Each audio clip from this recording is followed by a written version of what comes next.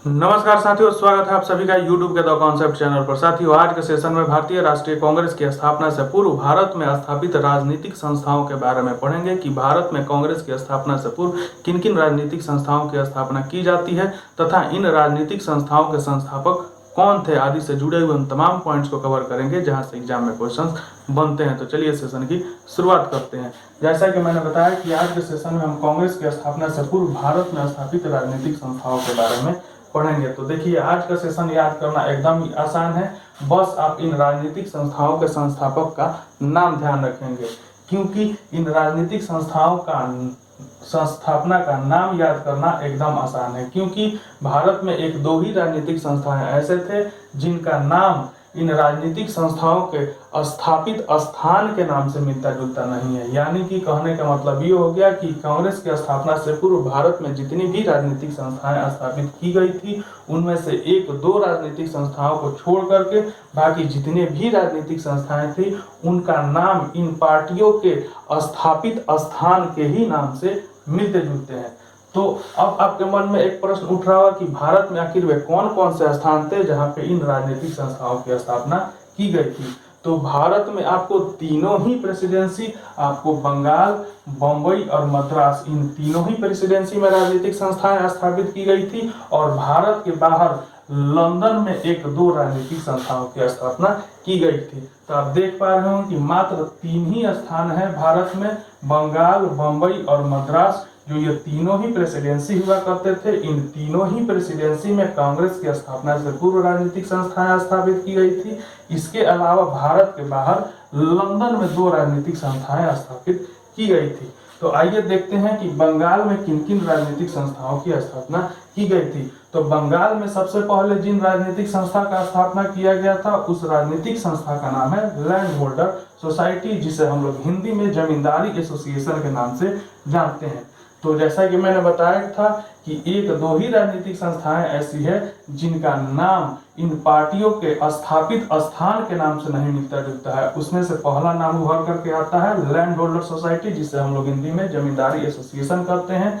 इसका नाम इस बंगाल प्रेसिडेंसी के नाम से नहीं मिलता जुलता है। तो इसे आप लोग ध्यान में रखेंगे, क्योंकि यह कई बार एग्जाम में पूछा है कि लैंड होल्डर सोसाइटी की स्थापना भारत में कहाँ की जाती है। तो लैंड होल्डर सोसाइटी की स्थापना भारत में आपको बंगाल प्रेसिडेंसी में की गई थी। अब बंगाल में स्थापित दूसरे राजनीतिक संस्था का नाम था बंगाल ब्रिटिश इंडिया सोसाइटी। तो यहाँ देख रहे होंगे बंगाल मिल गया, क्योंकि बंगाल प्रेसिडेंसी में ही इस बंगाल ब्रिटिश इंडिया सोसाइटी की स्थापना की गई थी। तो उसी के नाम पर आपको इस बंगाल ब्रिटिश इंडिया सोसाइटी का नाम पड़ जाता है। अब आता है ब्रिटिश इंडिया एसोसिएशन।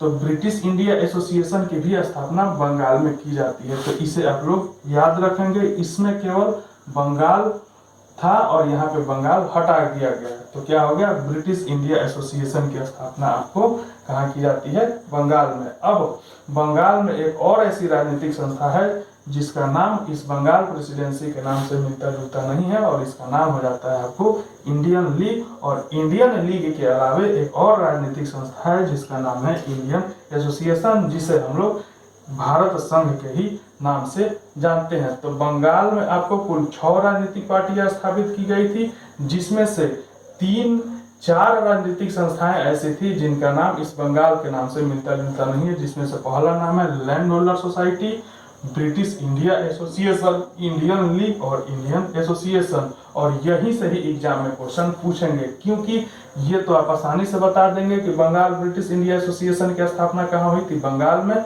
और ये बता देंगे आप आसान से कलकत्ता स्टूडेंट एसोसिएशन। तो बंगाल में कुल 6 राजनीतिक संस्थाएं स्थापित की जाती है, जिसमें से 2 राजनीतिक संस्था का नाम आपको बंगाल प्रेसिडेंसी के नाम से मिलता जुलता है, और 4 राजनीतिक संस्था का नाम ऐसा है जहां से एग्जाम में क्वेश्चंस बनेंगे। अब आते हैं बम्बई प्रेसिडेंसी में स्थापित राजनीतिक संस्थाओं का नाम।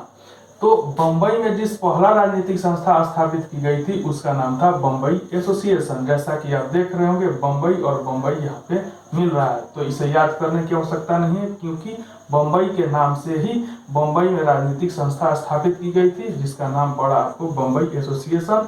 और बम्बई में स्थापित दूसरे राजनीतिक संस्था का नाम हो जाता है आपको पूना सार्वजनिक सभा, ये भी आपको मिल रहा होगा। और यहाँ पे एक और राजनीतिक संस्था स्थापित की जाती है जिसका नाम है बम्बई प्रेसिडेंसी एसोसिएशन। तो इन तीनों राजनीतिक संस्थाओं के स्थापना का नाम याद करने की आवश्यकता नहीं है, क्योंकि ये जैसे ही देगा आप उसके स्थान या आंसर मारने की स्थिति में रहेंगे। तो बम्बई में 3 राजनीतिक संस्था स्थापित की जाती है और इन तीनों ही राजनीतिक संस्था का नाम बम्बई के नाम से मिलता जुलता है। तो पहला राजनीतिक संस्था बम्बई एसोसिएशन, दूसरा पूना सार्वजनिक सभा और तीसरा बम्बई प्रेसिडेंसी एसोसिएशन। अब देखते हैं कि मद्रास में किन किन राजनीतिक संस्था की स्थापना की जाती है।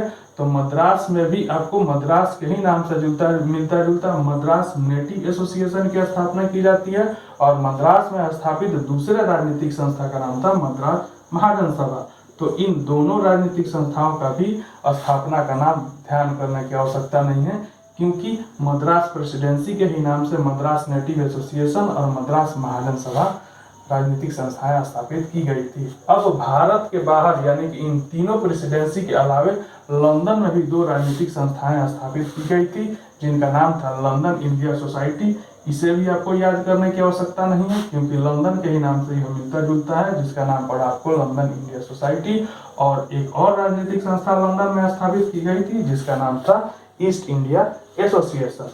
अब देखेंगे कि बम्बई प्रेसिडेंसी में जो ये 3 राजनीतिक संस्था स्थापित की गई थी, इन तीनों ही राजनीतिक संस्था के संस्थापक का क्या नाम था, इसे आप लोग एकदम ध्यान में रखेंगे, क्योंकि यहीं से एग्जाम में आपको क्वेश्चन बनाएगा और स्टूडेंट को यहीं से फंसाता है। तो आइए देखते हैं कि बम्बई में स्थापित राजनीतिक संस्थाओं के संस्थापक का क्या नाम था। तो जैसा कि मैंने बताया था कि बम्बई में स्थापित प्रथम राजनीतिक संस्था का नाम था बम्बई एसोसिएशन, और इस बम्बई एसोसिएशन के संस्थापक का नाम था आपको दादा भाई नौरोजी।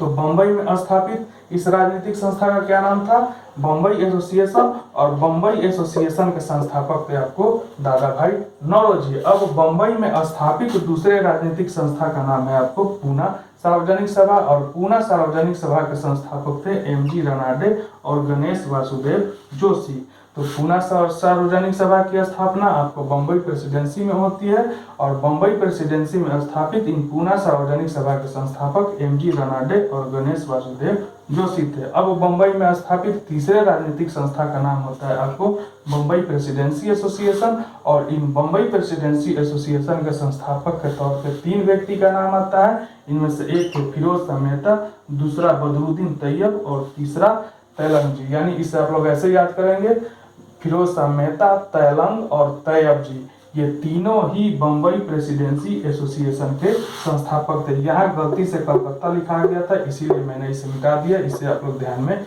नहीं रखेंगे। तो बम्बई में 3 राजनीतिक संस्थाएं स्थापित की गई थी, बम्बई एसोसिएशन, पूना सार्वजनिक सभा और बम्बई प्रेसिडेंसी एसोसिएशन, और तीनों ही राजनीतिक संस्थाओं का नाम बम्बई प्रेसिडेंसी के नाम से मिलता जुलता है। तो बम्बई में स्थापित प्रथम राजनीतिक संस्था थी बम्बई एसोसिएशन, जिसके संस्थापक दादा भाई नौरोजी थे, और पूना सार्वजनिक सभा के संस्थापक एमजी रनाडे और गणेश वासुदेव जोशी। और तीसरा जो राजनीतिक संस्था स्थापित किया गया था बम्बई में, जिसका नाम था बम्बई प्रेसिडेंसी एसोसिएशन, और इस बम्बई प्रेसिडेंसी एसोसिएशन के संस्थापक 3 व्यक्ति थे, और इनका नाम था फिरोज शाह मेहता, बदरुद्दीन तैयब और केटी तैलंग जी। अब अगले सेशन में हम बंगाल में स्थापित राजनीतिक संस्था, मद्रास में स्थापित राजनीतिक संस्था, साथ ही भारत के बाहर लंदन में स्थापित राजनीतिक संस्था से जुड़े हुए या इनके संस्थापक कौन कौन थे, इनसे जुड़े हुए जितने भी पॉइंट्स बनेंगे उसे हम कवर करेंगे। तब तक के लिए जय हिंद, वंदे मातरम।